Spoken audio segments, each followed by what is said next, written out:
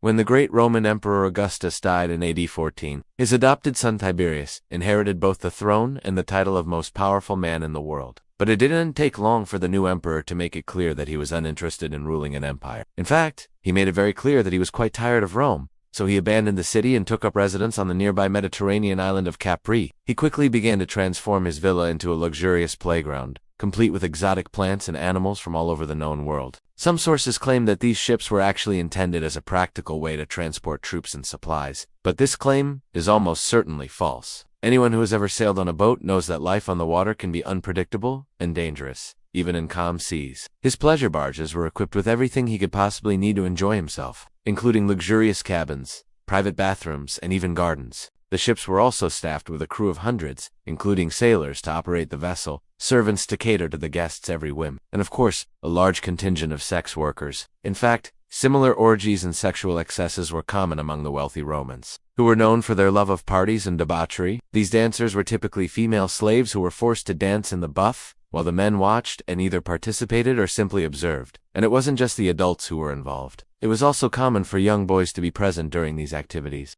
And some sources even claim that Tiberius had a habit of bringing children on board his ships to use for his own pleasure. He chained them together and whipped them as they pulled him along like horses. He was known for throwing gold coins from the top deck, enjoying the sight of common folk fighting over the riches. The mere sight of those massive vessels sailing through the waters was enough to strike fear into the hearts of the citizens. As the ships passed by, they cast a long shadow over the crowds gathered on the shore, their towering masts and billowing sails, blotting out the sun and casting an ominous gloom over the scene. They were drawn to the spectacle of the emperor's decadence, like moths to a flame. And don't forget to like and subscribe for more such interesting videos. See you next time. The ships were a symbol of the power and the wealth of the Roman Empire, and the people were both fascinated and envious of the extravagance that they represented. The people cowered in the streets, trying to shield their faces from the oppressive darkness that descended upon them. He also chained women to chariots like horses and whipped them as they pulled them along. And the muffled screams from within the darkened hold created an eerie symphony of horror that echoed through the coastal towns.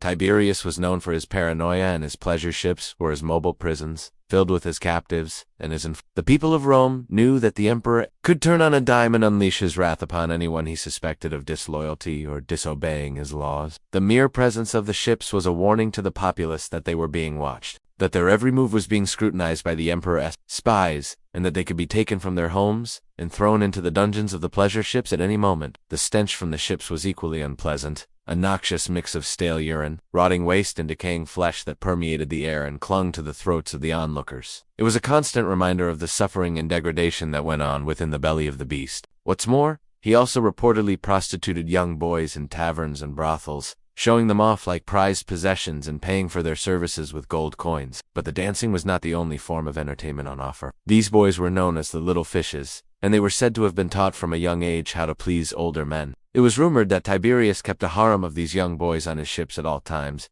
and that he used them for his own gratification whenever he desired. Gambling, drinking, and sexual activity were also popular pastimes on board. The only difference was that Tiberius took things to a whole new level. But when the winds pick up and the waves start to crash, it can be a terrifying experience. These slaves were then brought aboard and forced into sexual slavery, working day and night to please the emperor and his guests. But it wasn't just the slaves who were subjected to this life of debauchery. The captains and officers of the ships were also expected to participate in the emperor's sexual activities, whether they liked it or not. And when you're sailing on a ship the size of a small village, the danger is even greater. It's hard to imagine that any Roman emperor, even one as depraved and hedonistic as Tiberius, would willingly put himself in such a precarious position just to get a bit of excitement. But he soon realized that this secluded paradise was not enough to satisfy his insatiable appetite for pleasure, and so he turned his attention to the sea, and his guests with a new and exciting venue for their sexual escapades. After all, the emperor was known for his extravagant spending habits, and he had no shortage of money to invest in his own amusement.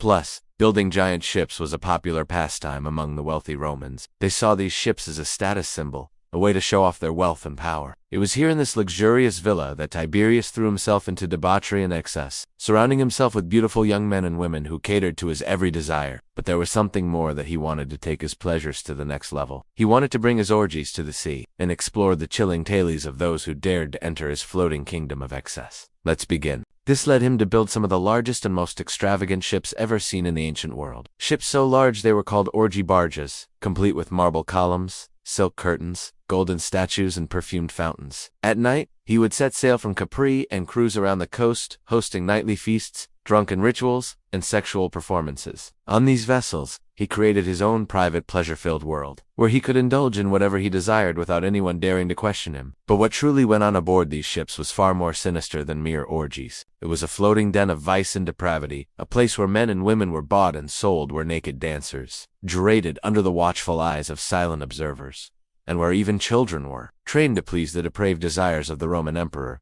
You are watching this channel. Join me as we uncover the dark secrets of Tiberius's pleasure ships. Emperor Tiberius' decision to retreat to the island of Capri was driven by a desire to escape the pressures and responsibilities of ruling an empire. The result was 6 enormous ships, each one larger and more opulent than the last. Instead, it's much more likely that these ships were nothing more than floating brothels, designed to provide Tiberius. As for the practicality of these ships, well, that was of little concern to Tiberius. In fact, it was said that the crews of these ships were given strict orders to bring back slaves from every port they visited, men and women of all ages, and from all walks of life. But while the scale and opulence of Tiberius's pleasure ships may have been unique, the practices that went on aboard them were not. One of the most infamous aspects of Tiberius's pleasure ships was the presence of naked dancers who would perform for the amusement of the emperor and his guests. The crews of these ships were also said to have engaged in a variety of sexual practices, both with each other and with the slaves that they had captured. But the most disturbing aspect of life on Tiberius's pleasure ships was the presence of a group of young boys, who were specifically trained to please the emperor. But the abuse did not stop there. According to some accounts, Tiberius also chained young boys to chariots like horses and whipped them as they pulled him around. In addition to the sexual activity that went on aboard his ships, Tiberius also used them for more nefarious purposes. For the people of the Roman Empire,